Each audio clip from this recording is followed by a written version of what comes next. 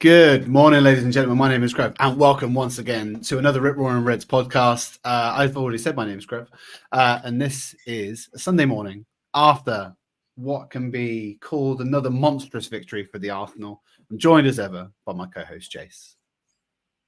Good morning. Happy morning. It is a happy morning. It feels like forever since we've been together, so I'm so glad to get the band back together. Unfortunately, yesterday, Jace went to the game. I didn't. So we're going to have a little bit of maybe different perspectives. Tell me firstly, before we get into it, Jace, what was the atmosphere like at the ground yesterday? Hot. It was there was a lot of emphasis through the tannoy, through the pre-match build-up from the speakers that you have on the ground telling you to bring the noise.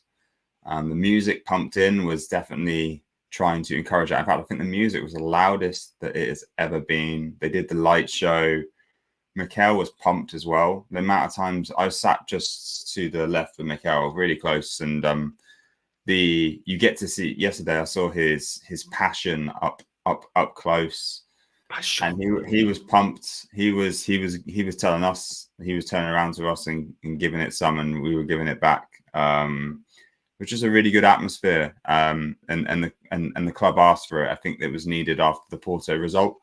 We need to keep the momentum in the league, and I really enjoyed it. It's just lovely to be in the ground when it's that kind of atmosphere. It's an energy that we saw last season that we vibe off, and the team vibe off it as well.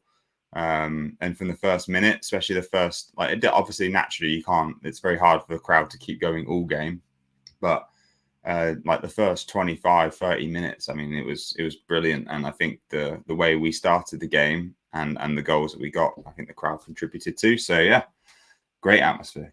You whetting my appetite, man. I was dead. I'm a bit frustrated now, but I've seemed to have a bit of luck with me at the moment. At games I either can't watch in live in person or are in a different country for, we seem to score 4+ goals.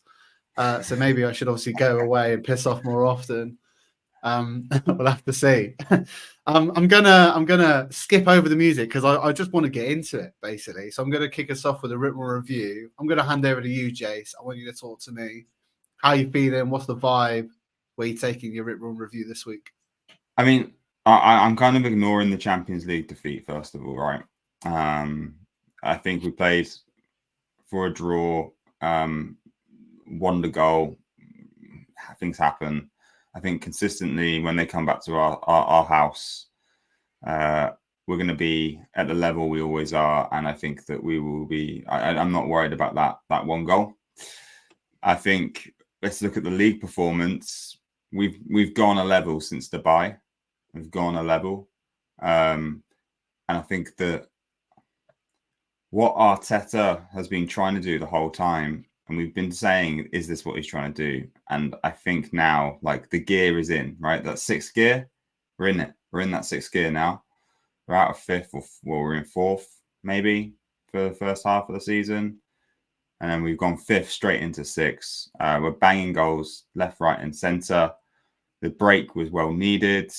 That lack of striker, we're not really questioning that because we're scoring from all over the shop. We got defenders are acting like star strikers, scoring every game. I just think we've gone the level, and now we're in it for the running.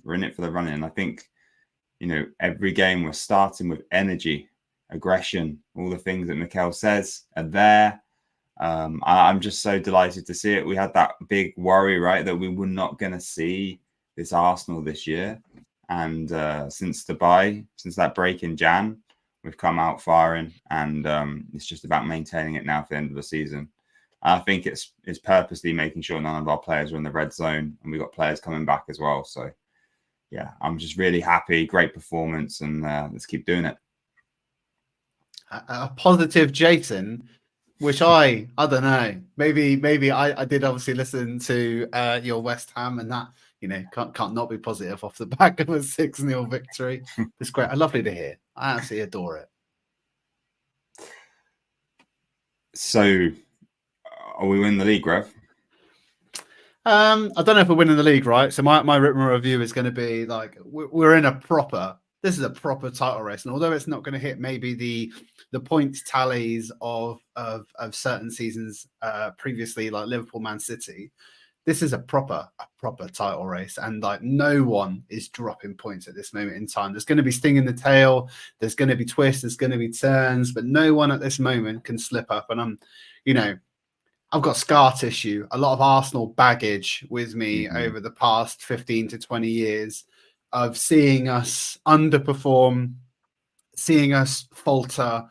That Porto game, I know you're saying you're kind of ignoring it. I kind of feel a bit of that scar tissue returning from that, because it does fill me with dread a little bit. But then we come into this game and absolutely obliterated Newcastle in that first half. It's probably one of the best halves of football I've seen us play.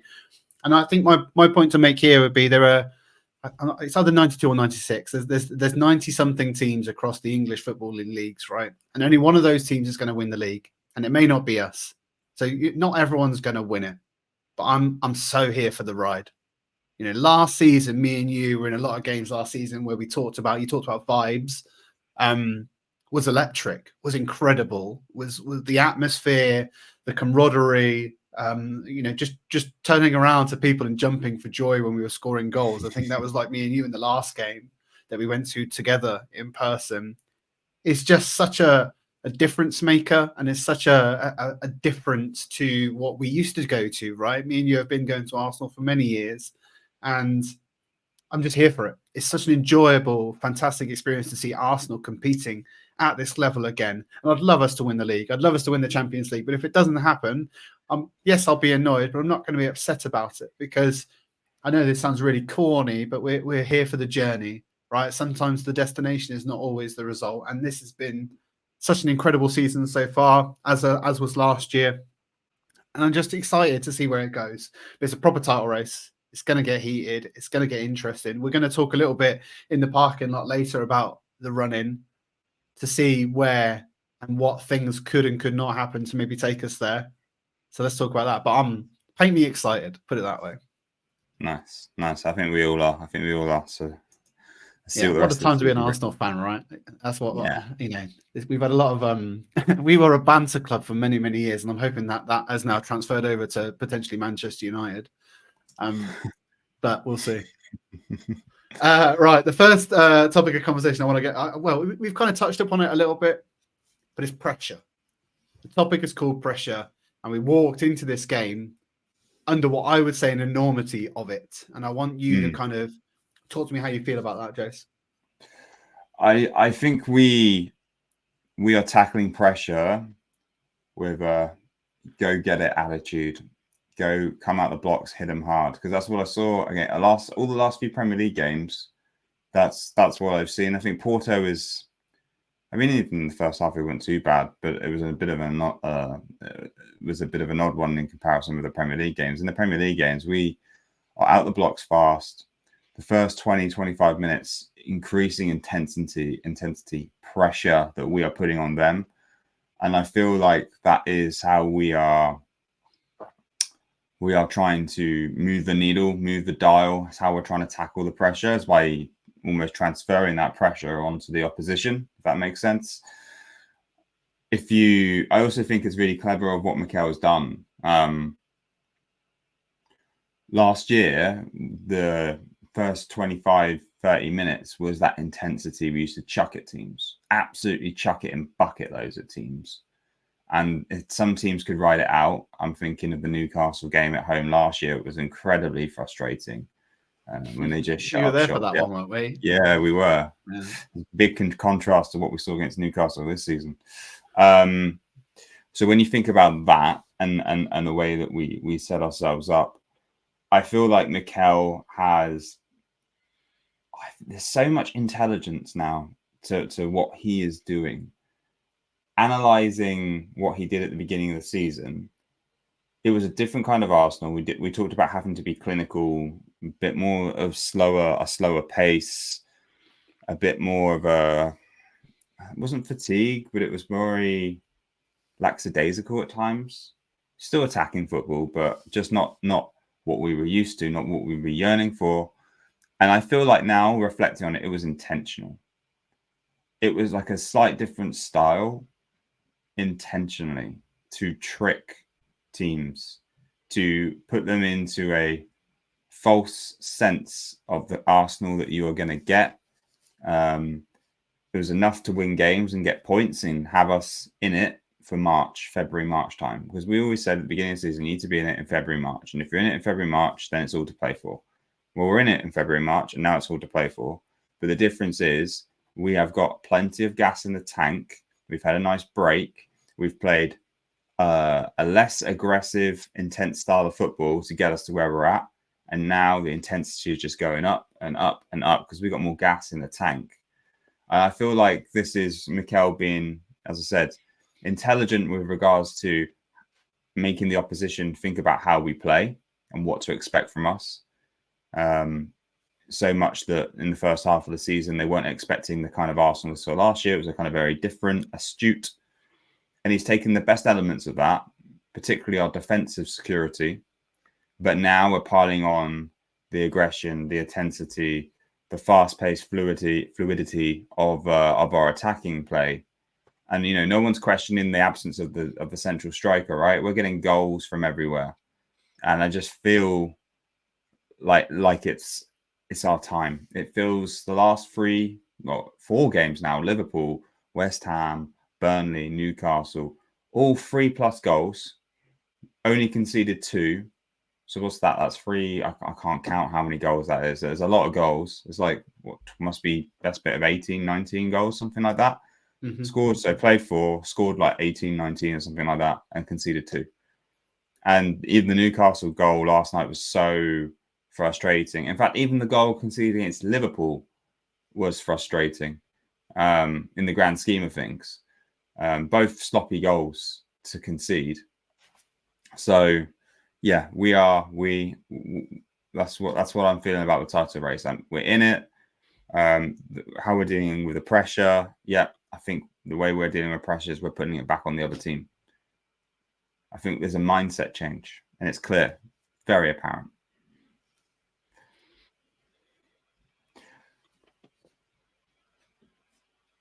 Agree? Disagree? No, I see what you're saying. I agree that the elements of Arteta's approach to how we've set up this team first and second half of the season are quite different. I think a lot of the points that you've made there, particularly about like the striker, yeah, you're right. No one's mentioning it. We were a team that couldn't score in open play, and now we're scoring for fun. And we've scored 18 different scorers across our squad. It's the best in the league. We have the best goal difference in the league. It's incredible to think what a turnaround. I don't know if most of that came off the back of the Adidas Predators new advert.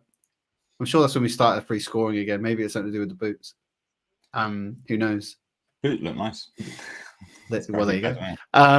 But like, I just feel that we've approached like I really liked your point about maybe we've taken that pressure, absorbed it, and moved it on to somebody else, and we kind of like use it as a weapon against other teams because we are under a different type of pressure compared to Liverpool and Man City. Because I don't know what it is. The media hate us. Other fans hate us. We seem to just like not get the same kind of. Even if I just look at the Jurgen Klopp fist pumping, last night was actually quite a controlled Arteta celebration. But there was none of the fist pumping, none of this geeing up the crowd. It was a comfortable clap around the ground, and I think that's an observation, knowing full well that we are in the midst of a difficult title race, and you've got Liverpool going to get everything. They're going to get every decision, every plaudit, every media loving over the course of the next 3 months because Klopp's leaving and he's going to get the victory parade whether he wins it or not, and the red carpet is going to get rolled out for all the potential that Liverpool can win this league. So I'm here for us absorbing that pressure, moving on to somebody else, and hopefully taking everything out of that we can. I'd give nothing to not see a sad Jurgen Klopp at the end of the season. To have that taken away from him by us would be amazing. Yeah. So here's a question. And do you? There's 2 things actually. The first thing, just on your point around Arteta, he was aggressive last night. He was loud. There was one point when we were 4-0 up, and we clearly didn't play the right ball. I couldn't quite tell because the ball was the other side of the pitch. But Mikel was in front of me, and he turns around to the bench, and goes, "Ah!" like that, really loud in his Spanish accent. And we were all just chuckling because it was hilarious. Like, it's just, he was loud, he was aggressive. I don't know. I sort of, as I said, seeing Mikel up close, I love to sit in this particular seat that I get to sit in occasionally, because you get to see Mikel and you get to see Yova, and it's just fascinating to watch. Yeah, I would say maybe it was just after the game. Like, yeah, during the game, he obviously exhibits all the usual. Like, he's never in his technical area. I'm surprised he never gets like more bans or fines from the FA, because he's never in it. He's actually almost taking a throw in most of the time, and even when other players are taking throw-ins, he's basically standing right next to them. Yeah, pretty much. I mean, it's quite funny as well. The third official must just absolutely hate him as well. I mean, he's on the third official all the time. It's quite funny to watch. You mentioned around the kind of Liverpool as well, and their form. Side note, they're in the cup final today, right, against Chelsea. Yep. Do you think a Liverpool win spurns on their title charge like a League Cup victory for Man City used to, or do you think it just doesn't do anything, or do you think that Chelsea are going to beat them anyway? Yeah, I mean, Chelsea are bad. And similar to previous years of Arsenal, you don't know which one of them's going to turn up, which Chelsea team's going to turn up, and I would say it matters, and only on the basis that, just for like we talked about, us like pressure, the pressure will build. If you can't beat Chelsea in a final, what does that mean for the rest of your season? Because every game post here on in is a cup final to us three teams at the moment. You have to win every single one of those games. And so it will put some creeping doubt in their minds if they can't put away a relatively poor Chelsea side. So I think it matters. And I got to hope that Chelsea can at least put in a performance like they did against Man City. Okay. You think the same? Yeah, that's what I'm hoping for, to be perfectly honest, is the Chelsea. Actually, a Chelsea kind of performance like they put in against Arsenal when we drew 2-2. We were awful that game. We managed to somehow get 2-2. Yeah, true. So that's the kind of performance I want to see from them. And I think on their day, Chelsea can beat them. Speaking, you were talking about laughing stocks, like Chelsea. Maybe they're the banter London team at the moment. If out of any of them, they are. They are, but I've never really. I don't know what it is about Chelsea. There's just something about, like, I've never liked their fans. I've never liked their club. Like Man United, I've always had maybe a bit of like, because they have their football heritage they have a heritage. They have an association with the Premier League. You know what I mean? They're a big club, probably the biggest club in the world. And it's just, Chelsea is just not.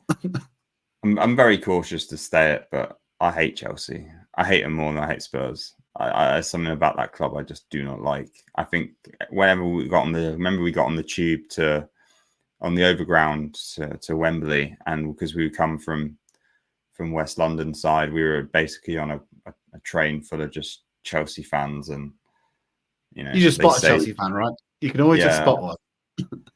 Yeah, it's unfortunately they're not no, they're not. They're pretty rude and ugly fans, in my opinion. And, well, I mean, as we're talking about Chelsea, some people.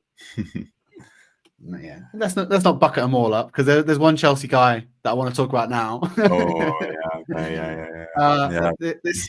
This segment's called By George, and want to obviously talk about Jorginho and talk about this game, but many games maybe.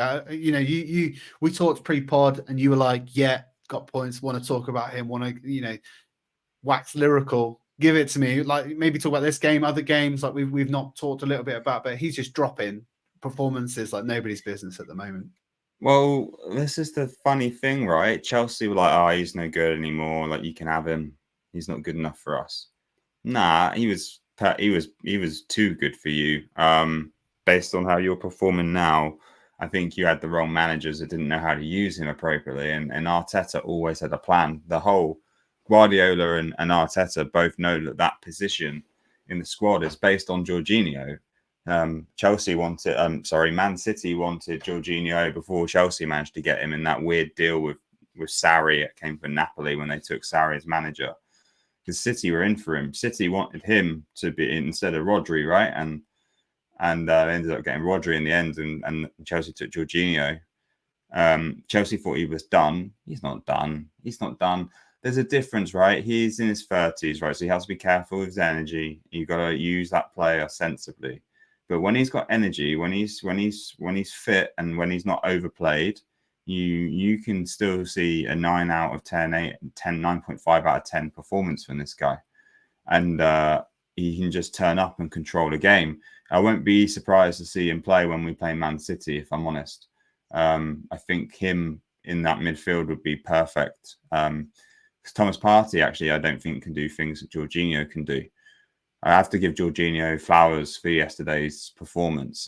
Just to call out a few things: interceptions, perfect timing, perfectly timed interceptions, the controlling the flow of the game, and by doing that, the ability to release Declan to push forwards into more of the kind of Xhaka-like area that with Havertz and sometimes Kiwior on the left or Martinelli on the left, like it. That's why we are seeing this intensity at times go up as well, right? Because we are able to play some of the combination football that we had when we were playing so well beginning of last season by releasing Rice into those positions. So it's winning out, and it's perfect. It's perfect. So yeah, my flowers. I know you've got flowers for someone else. My flowers actually were for Jorginho. I think he is brilliant. Fans love him as well. Best Chelsea reject we've ever had. How many Chelsea rejects have we had? Yossi Benayoun rings a bell from one of them. He was bad. Gallus. Check was bad. Gallus was bad. Willian was bad. Centre back, because they've had better. They probably had. I mean, in the other direction, because they had Fabregas. Yeah, they've had was good. They've had Cole. Great. Yeah. They've had it a lot better in reverse. We were due a real good one. Like Czech was okay. He wasn't the Czech of Chelsea. I'm not on board. He could not. He was past it at that point. It just the biggest thing that used to annoy me about Czech, you could never save a penalty. If you were getting a penalty, you'd be like, right, well, we might as well not even take it. Move on. Yeah, but for me, Jorginho is the best player we ever signed from Chelsea in my lifetime. I can recall. Yeah. I mean, Jorginho. Everything you said, the flowers, all of that. It is there, and I think the biggest point you've made, and I had it to totally agree with it. It's what it's enabled us to do, what he's unlocked from the rest of the squad playing in that 6 role and playing a much deeper role. An advanced Declan Rice, and there's been so much talk about Declan Rice can't play an advanced position, can't play the forward ball, is not very good in progressing the ball, and it's all nonsense. And you can see it now come into fruition, like a lot of that left-hand side play, like you said, between Martinelli, between Rice, between Havertz, between Kiwior even. Like that is all that link-up play is enabled effectively by the fact that Rice can play in a bit more of a forward-thinking, progressive role that he hasn't played when he's playing as the 6. And like when we've had maybe Tross or Havertz as the left 8, both of them feel a bit lost in that role. And we've bringing Havertz into the false 9. Like we're going to talk about him later. Yeah, my flowers are maybe for a different player, but like all of that.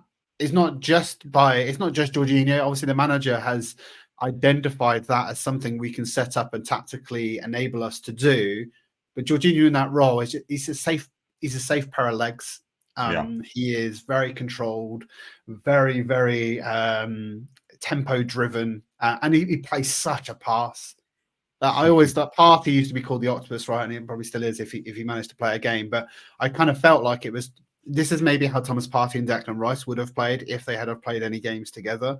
Like these are the type of passes that Jorginho can just thread the eye of a needle and take out 4 players. And that's why it's like wrap him in cotton wool, roll him out for the games. I wouldn't necessarily say this was a game that potentially needed us to roll him out for, but you're probably not going to need him against Sheffield United. No. You just need you need to give him those games, right, occasionally. Yeah. And like so, I find it incredible that you can basically just roll him out for these games. He'll drop a 9, 10 out of 10 performance, get a man of the match, and then go back on the bench again. You know, there's not many players and you know, consummate professionals that can do that job, smile on their face, drop in those performances, and do it for the team. And that's what he's here to do. I'm so happy that he stayed and he didn't go back to Italy. And I really hope we keep him next year as well. If he doesn't mind being that player who comes off, he doesn't always play and comes off the bench and can do that once every so often, it's perfect for us. Yep. There's another player that I want to move on to a little bit down that left-hand side too, because we might have somewhat of a difference of opinion, but obviously we identify different parts in this game. It's Martinelli. I put down Martinelli redemption because there's a lot of flack that he took for the Porto game for what would have been a loose pass, which enabled them to get that goal. And we've seen a Martinelli loose pass before. Liverpool last season was always one that comes back to haunt me. If that ball had been better, how different that season may have been. What do you think of Martinelli's performance in this game down that left-hand side? Do you feel it was a bit more of a return to the Martinelli of old? Well, it was fun watching him take the piss out of Trippier. That was hilarious. Trippier got some absolute abuse. You were probably closest to this, right? This is down your side. Yeah, in the second half, I didn't see so much. A lot of it was in the first half, right? In the second half, I saw him running Trippier ragged. But yeah, there's two parts to his game. There's the Martinelli, which is the goal scorer, which I would say wasn't maybe the Martinelli we saw last night. What I saw last night was Martinelli, the creative threat, which is the ability to have the interplay. The thing for me is he like Saka, he does a lot of the ball comes to him, defender may overlap, he'll then cut in the other way. But unlike Saka, he doesn't always shoot. He then cuts back for the player running through onto the byline. The other option is he's getting to the byline himself and trying to do the cutback. I just saw a lot of energy from him in that side. He pulled a lot of players out of position, and that opened up gaps and opportunities in other spaces for us. In fact, there was a lot of balls that went across to Martinelli. He would do his thing, pull everyone in his direction. He'd flip the ball back, and then the ball would very quickly transition to the right side, and then we'd actually build the attack up that way. But he was pivotal in that. It's that ability to be able to receive, cause problems, and then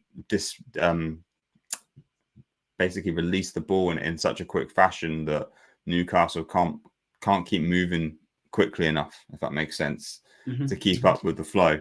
He had not a great performance right against Porto, if we're honest. I think he's the reason we conceded. Unfortunately, it was a sloppy pass, and so for me, it was just a solid 7 out of 10, 7.5 out of 10 performance that he needed just to get back on track from the mistake, put that out of his mind, and get back into the fluidness, into the vibes that he needs.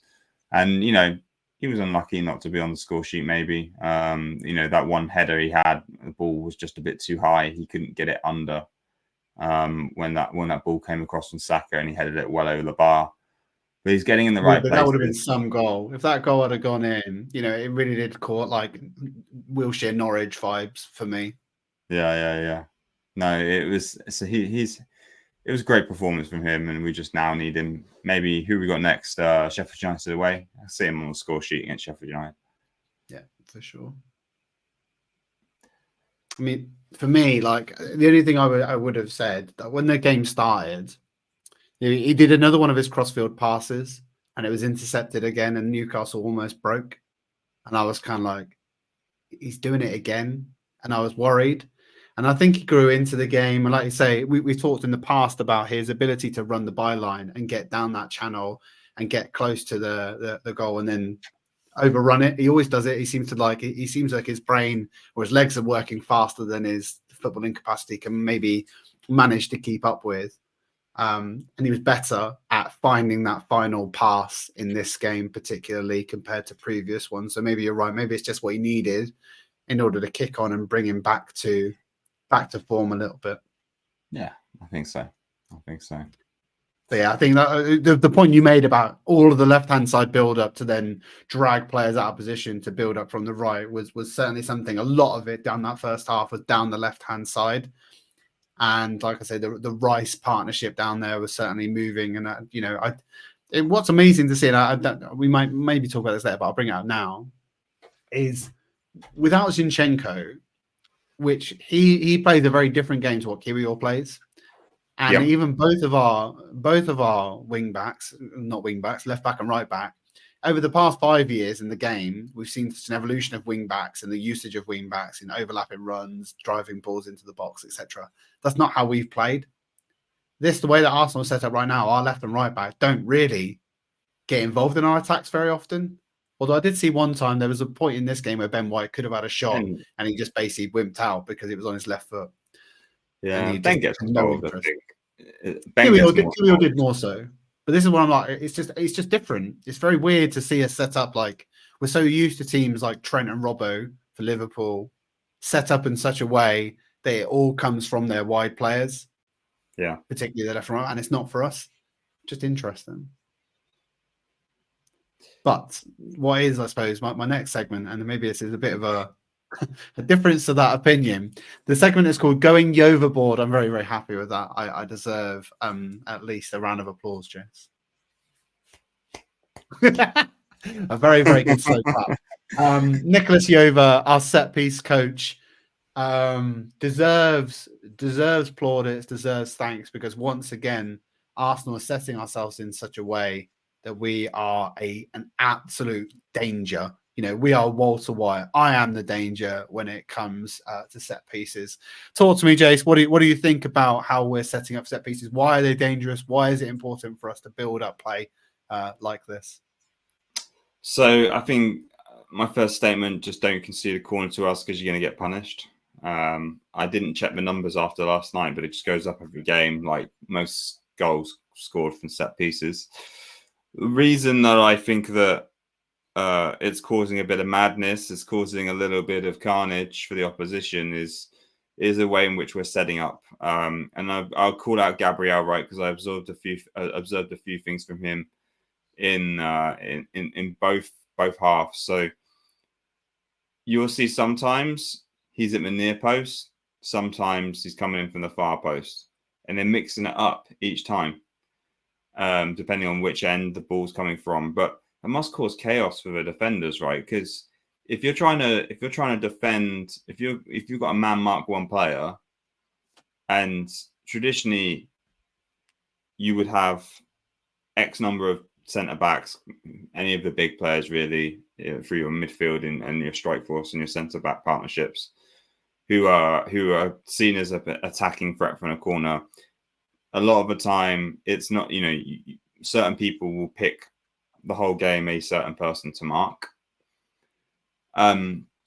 Now, also traditionally, they'll have responsibilities from corners and how they need to position themselves and where they need to attack the ball from, etc., etc. But the thing I'm seeing is that it's not consistent with us. It's like we're mixing it up every time. You can't tell where Gabriel is going to come in from. And in the first half, we had the header at the near post, and Karius again, hilarious. How is this guy still a Premier League goalkeeper? I do not know. He is absolutely awful. And then in the second half, I saw him running in from the back post, but the ball still went close to near, and Kiwior scored again. Again, Karius, hilarious. Couldn't save anything. But yeah, it's the kind of madness that we're causing with the positioning. I think they've been taught how to attack the ball, and then you combine that with the just unpredictability of where they're going to be coming in from and how they're going to be kind of coming in to attack the ball. And I think it's just causing a bit of a recipe for disasters. Yeah. That's what I saw last night anyway. Gabriel was particularly someone I focused on in corners. I feel like Gabriel is our most potent threat from corners. He seems to be just getting goals everywhere. Saliba's pretty strong as well, but Gabriel is the standout, right? He's the one who's getting the goals. I mean, his numbers, what's his goals numbers this year? Let's have a look. Oh, it's got to be. I saw a comparison between him and Anthony, because obviously I think he's got more goals and assists than Anthony this season for sure. Oh dear. What did you think? I'm with you. Everything you said. There's a term in engineering called chaos engineering, which is like where you stress test the system by just doing random stuff and trying to attack it and try and bump up the traffic by 100 times and trying to do random things. And that chaos that you mentioned is kind of our approach. It feels like the corner sometimes. It's really, we have a lot of different options, and so we're stress testing those different options against different opposition to come up with different results, and it's making us extremely unpredictable. It's making us also very, very dynamic. And you're right, Gabriel is the architect of he's not the architect, he's the scorer, because the architect is Declan Rice for me. His dead ball delivery from corners and set pieces is so. This is what I think when we play Porto and Saka, because I think Saka takes them from the right and Declan takes them from the left. I think that's correct. Yes, correct. Probably the opposite way around. But like when Rice just seems to be more dangerous when taking these corners, he seems to be more on the nose of where it needs to be, whether it's that front post flick on, that back post, or directly on the keeper. He knows where to put it and can put it on that spot every single time. And so, like you said, give us a corner at your own peril, because you're gonna get punished. I literally took a note. We're 15 minutes into the game, and I was like, it's all Arsenal, all the traffic, everything is as smooth as butter coming from us, and we need to capitalize. As soon as I wrote it, that goal went in, and it was like, it was like they just couldn't contain us, and like we were just having. It's not like we were playing for corners, because I don't think you really can, but we were getting a lot of corners in that first half, and it felt like it was like a necessary part of our game, because it gives us the confidence that we can score to then score from open play. That's what it reads like to me. Do you know something else? It's interesting. You made me look it up, right? Because you talked about Gabriel's stats and comparing to Anthony's. I was just looking at that while you were talking through. So Gabriel, 38 games last season, 3 goals. This season, 24 games, 4 goals. His highest goal scoring season was 2 seasons ago, was 5 goals. So he's on track to beat that if we keep. That's incredible numbers for a centre back. Yeah, but ironically, you were talking about Anthony. He had 25 games last year, 4 goals, 2 assists, and this year he's played 20 games, 0 goals, 0 assists. So it's quite interesting. You can compare it to a fellow countryman. Or should we play Gabriel as a winger? Well, yeah, maybe. Interestingly, Gabriel has only played like 5 games for 2 years for Brazil, which I find absolutely crazy. I mean, we're going to probably talk about it a little bit later, but like he for me, there has to be a conversation to be had that Gabriel is top 5 centre back in the world at this point in time. Has to be. He's not getting picked for Brazil. I know, but it's absolute criminal. And I don't know whether or not it's a managerial thing, a relationship thing, whatever it might be, but he is quietly just dropping a performance of the season, because Saliba gets all of the thanks and the praise because of his age, because of where he's been dropped in. I suppose Gabriel, with the fee, everything is against him, but he's just quietly dropping immense performances on immense performances. He is Saliba is the heir to Van Dijk, right? So, like in regards to his stature, his figure, the presentation, how he plays on the ball, like you can see Virgil in Willow. So you know that's going to be always going to be a comparison, especially with the age he's at and how many Saliba can do 10 years at the top, right? Gabriel's a bit older; he's 26, but solid. Yeah, I completely agree with where he's at. He's got to be one of the top 5 centre backs in the world. But I just don't understand this decision from Brazil to keep playing. Is it Militao?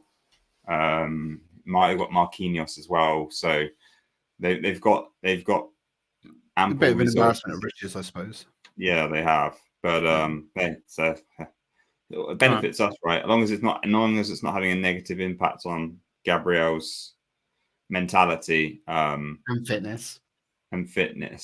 I don't care if he doesn't play for Brazil. It probably helps us in the long run. Agree. Right. I mean, I'm opening a florist.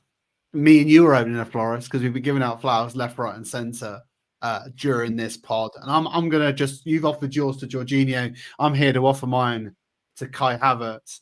we talked about apology letters maybe many months ago about being written. And for me, this game in particular, and I just wanted to kind of maybe say my bit, and then if you've got any rebuttal, Jace, you're more than welcome to kind of do so. But this was his best performance for me in an Arsenal shirt, not by some distance, because he has dropped some, but he is really coming into his own. And if you look at the conversation that was had at the start of the season about the price tag, about the type of, he was flapping at balls, he was missing opportunities, he just looked devoid of all confidence.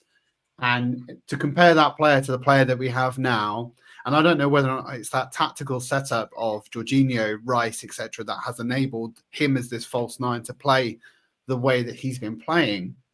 But it has been incredibly astute by Arteta to move him into that role. We've talked about, can he play a false nine previously?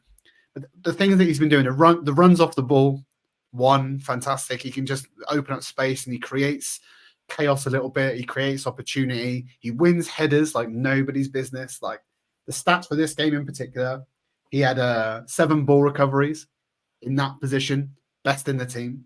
He won 4 aerial duels, best in the team. 2 interceptions, better than Jorginho, best in the team. He got an assist, he got a goal. It was a complete all-round performance by Kai Havertz, and he does it with such a. We've talked about maybe his lackadaisical nature. Like he always feels like he's not running at full tilt.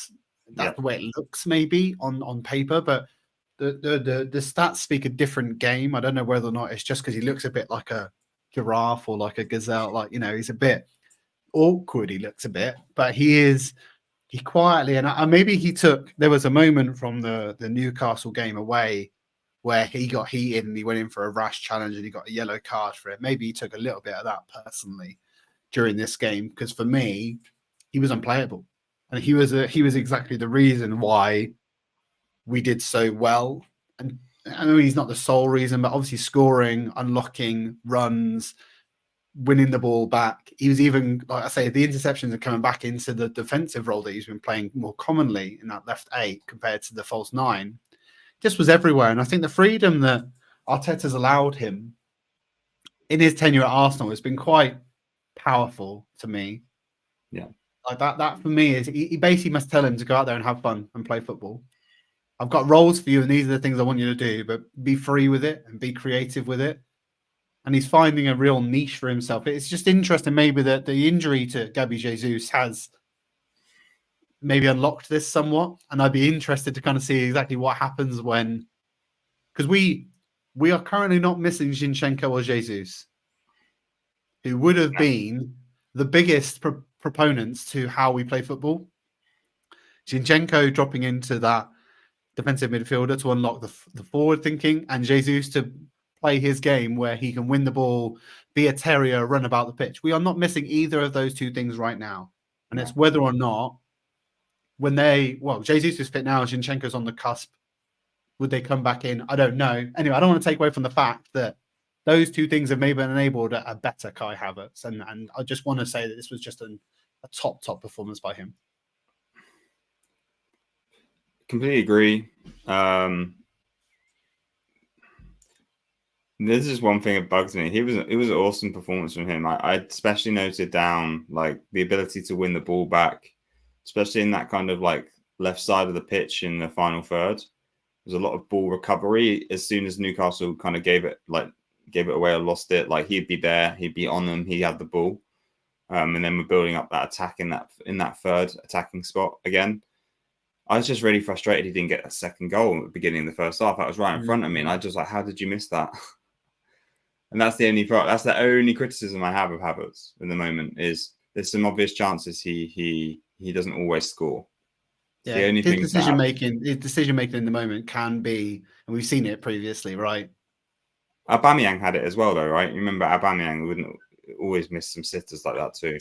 Oh, there was one from him that was like towards the latter half of one of the seasons where we needed to come fourth, and he was basically, I think it was maybe in the Europa League, final kick of the game, and he basically should have scored an absolute sitter, and he spooned it. Yeah, but the run for that chance. Scar tissue. Ugh. Yeah, that run for that chance, though, right, to create that opportunity for that chance when Havertz was brilliant. You know, That's exactly where he is. There's a few times he's gone through and goal like that and scored. As soon as he went through on goal, I expected him to score. I was questioning whether it was offside or not, but the ref didn't put his flag up, and then it went for a goal kick, and I was like, oh, clearly it wasn't offside then. So even if it went to VAR, it would have been on. He was just on. Yeah, disappointing because that reminds me of who was it in the last game of Liverpool where Saka got the rebound basically that should have scored? Was that Nelly? Yeah, I think so. Yeah, I mean, yeah, but we won the game, so it doesn't matter. Next bit is unless you want to go on, Jess, you got something else? No, go for it. No, I want to go talk about. I mean, we've talked about Gabriel a bit. We've talked about Saliba, but we do currently have the best defense in the league. 2024, we have the most clean sheets, fewest shots faced, fewest goals conceded, fewest shots on target conceded. There's no stat that doesn't show Arsenal as the best defense in this league. Are we the best defense in the world? There's one player I think that you want to talk about right in our defense that maybe hasn't got any plaudits as of yet. Yeah, I mean, your first question, best defense in the league, question mark. Yeah, stats prove it. So, and there's no question about that in the moment. I wanted to give a little bit of plaudits to Kiwior. He has to come in and fill in for Zinchenko. We're so much more defensively solid with Zinchenko. With Kiwior. To the point where I'm happy for him to continue right now. I was worried at first. I think we were criticizing him for some simple errors. I think he played against Luton and didn't play great. And there was a few games where we saw sloppiness and we were saying maybe, if you haven't made it now, we probably a loan spell or go back to Italy. But I have to eat my words and say I was wrong. He's been so consistent the last 4 games. So consistent. And he's been solid. He hasn't necessarily inverted so much, but then Ben White has been inverting instead. He's been doing. I've seen him a lot last night, catching him more in the inverted position, and that's really helped us. So just real plaudits to Kiwior for being consistent and solid and not being that defensive vulnerability that I thought he was going to be. I mean, Zinni obviously has defensive vulnerabilities anyway, and so personally, I don't feel like we're missing anything. Is what I'm trying to say. With Zinchenko out of the team, it'd be interesting to see when Timber comes back whether there's something additional that we gain from that. We don't with Kiwior and Zinchenko. But in the moment, solid performance, best defense in the league, and I think he deserves a few plaudits for his performances recently. Yeah. And yeah, if we can get Timber and Tommy back, then which hopefully they're not too far away. It's great for the run-in against the end of the season. Well, this is what I wonder. And you've mentioned it there. Do we? Before we might have been worried that we needed them. You need them to come back because we can't rely on these other people to do it. At the moment, we're not in that. Obviously we're on a good run at the moment, a good run of form, good run of results.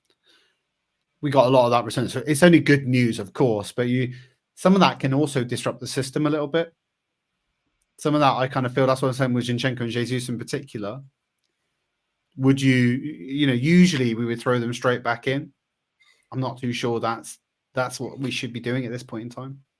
I think that the only changes we make really are like Trossard and Havertz and Jorginho in and out. Maybe if Partey becomes fit, he comes back into the fold a bit. But that kind of midfield attacking bit, which also maybe has an impact on when Martinelli plays as well. That's where the decisions are. Back 4, if they're performing, keep them as they are. Don't change them. The same with the wingers; they're not going to change. It's more that middle into the attacking third where you make changes, and that's because from a running perspective, those are the most intense, demanding positions, and with the running, you're going to need to be able to replenish players through there. So having Trossard start at times, having Havertz start at times, having Rice start in certain different positions across the pitch, bringing Georgie in to cover Rice. Maybe if Partey gets back fit, maybe he can come in and sit in the back occasionally. He'll come off the bench. That's the kind of changes that we need. And that's it. I wouldn't change much else in the moment. I mean, unless Timber's dropping solid performances, in training once he's back fit that suggest that we need to give him a run out. I wouldn't change it. I mean, of course, we have to have the only problem we've got at the moment is if one of those back four gets injured, who's coming on? There's one defender on the bench yesterday. You know his name. We all love him. Not. Cedric was the only defender on the bench. So we do need these guys back desperately. Yeah, the depth there is going to be wrong. All right. Yeah. I want to see the parking lot for us. We talked about this previously. We want to talk a little bit about the run-in. So I'm going to add this to the screen right now. For those on audio version, we've got the fixture run-in for Liverpool, for Man City, and for Arsenal coming up in the last 12 games or so of the season. There's 2 points in it at the moment, with Liverpool at the top and 2 points separating both Man City and now Arsenal, all on the same games played. I suppose to you, Jace, looking at what's on the screen right now, looking at this run-in, what does it tell you? What do you think you read from what's in front of you? City have got it hardest, I think. Liverpool, Arsenal, Man United, Villa. I mean, that's the top 5 they've got to play. Yeah? Yep. They've got Spurs as well in there. They've got Spurs towards the latter end of the season, of which they very rarely beat Spurs. So the test, really, I think the proof in the pudding on who wins the league comes in the next 5 games. From Man City's perspective, the next 5 to 6 games determine whether they win the league. Here's my reasoning. After April 3rd, they have Palace, Luton, Forest, Wolves, and Fulham, and you chuck Spurs in away, which is always hard for them. But those are 5, they can win at Spurs. Those are 6 winnable games. But the next 5 games, Villa, Man United home, Liverpool away, Brighton away, Arsenal home, Aston Villa home. Those are if they win those, then I do fear that they're just on a run to the title, as they always are. And I feel at the moment they've just been getting by, like getting these 1-0 wins, which have been painfully annoying. I didn't see the City game yesterday. I've not seen any of the goals because obviously I was going into the ground. But when we were walking around the ground, we heard this massive shout and scream of applause and excitement. And we assumed that Bournemouth had equalised. But when I went and looked at the score at the end of the game on the TV and I got on the ground, I saw that they were celebrating a 1-0 win. So I don't know if they had a goal disallowed or... I mean, Bournemouth, I did watch the end. Bournemouth were really, really good. And that's what my only thought is that at Man City, although they've been dropping wins, they've not been good. They've not been playing great. And they are susceptible to conceding as well. So I agree with you right now. Their next 5 will be the tell. If they can win those 5, I think it's theirs to win. If they don't, that Man United is a bit of an anomaly, but I do feel that Liverpool, Brighton, Arsenal, Villa in quick succession amongst Champions League games as well is potentially problematic. Yeah. So I genuinely think that's the thing for City. For us, it has to just be about continuous intensity and consistency, because let's look at our fixtures. So Sheffield United, Brentford, we need to win those. You can't drop any points there. Then Chelsea at home. Again, based on the Chelsea that we see today, no excuses not to win that game. Man City away, okay, don't know what that's going to look like. Luton home should win. Brighton away, that can be a hard game for us, but we should win. Villa at home, that's going to be more difficult than it used to be, but I'd still expect us to do something at home against Villa. Wolves away should win. Spurs away, that's got a question mark about it. It's never going to be easy. It's a derby. Bournemouth home should win. Man United away, last game of the season. Is that right?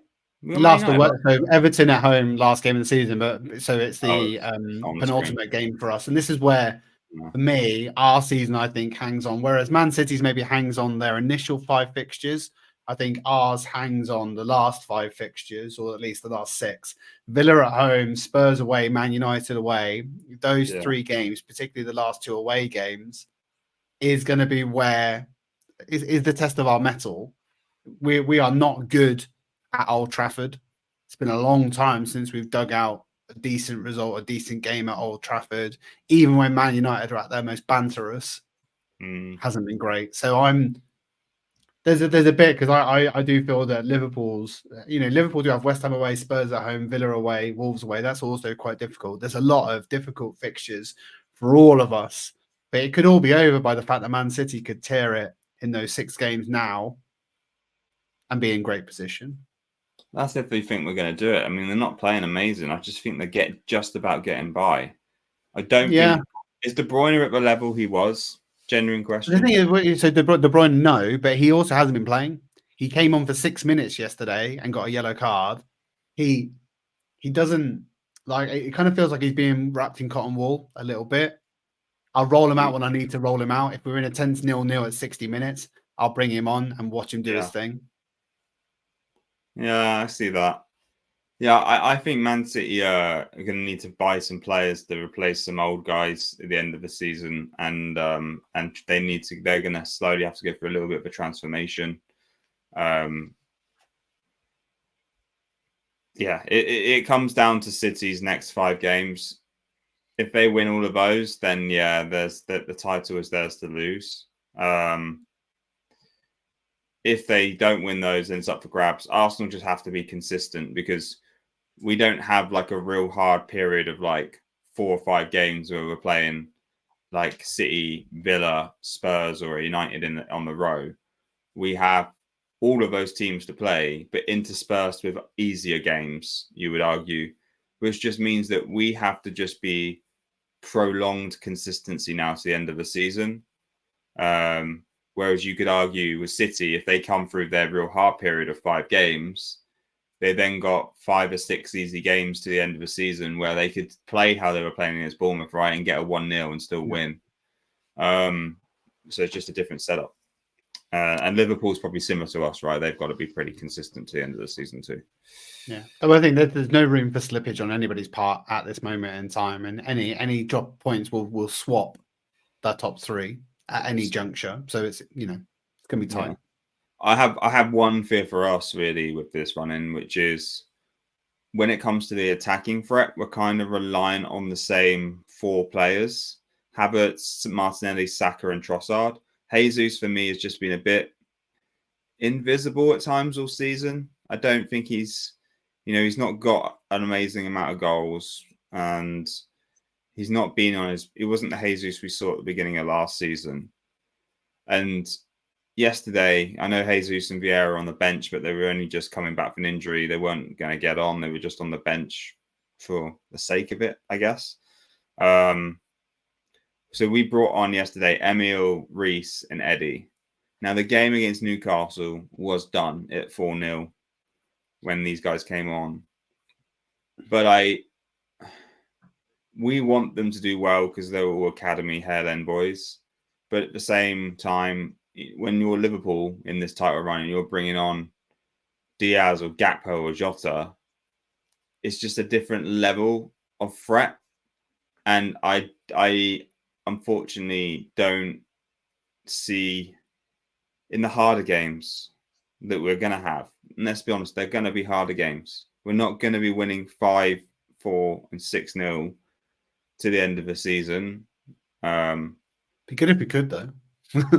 if we do, then great, and I'll shut up. But I believe that they're going to be harder games, and there's going to be games when we need to change the front 3 and need to bring on that level of energy and sharpness and creativity. And you can't bring Reece Nelson on for Saka at that point. It's just not like for like. The same. I mean, you can probably bring Leo on for Martinelli, but you can't. I don't think there's anyone really replacing the kind of havoc that Havertz has causing down the middle right now. Gabriel Jesus, if you can get back to fitness, maybe, but like Eddie is not the same level. Smith Rowe, I feel bad because for me, Smith Rowe does great when he's given prolonged time in the team. Genuinely good when he's given prolonged time in the team. But he's never going to get that starting position to prove himself. So you're never going to see that prolonged time in the team performance for him to... The way we're playing at the moment, he's not getting a sniff. No. Like, I remember the games a couple of years ago when he was fit and he and Saka and him were fit and they played they were always in the starting lineup. And we saw the best Emil since he's come back from injury. He's been relying on minutes, a few minutes here and there to try and get him slowly back up to speed. But the only way he actually becomes the Emil, I believe, that we used to see before is with getting starts and having time on the field to do his thing. Being brought on for 20 minutes here against Newcastle when we're 4-0 up and the game's done, he's not adding anything. He had one opportunity yesterday.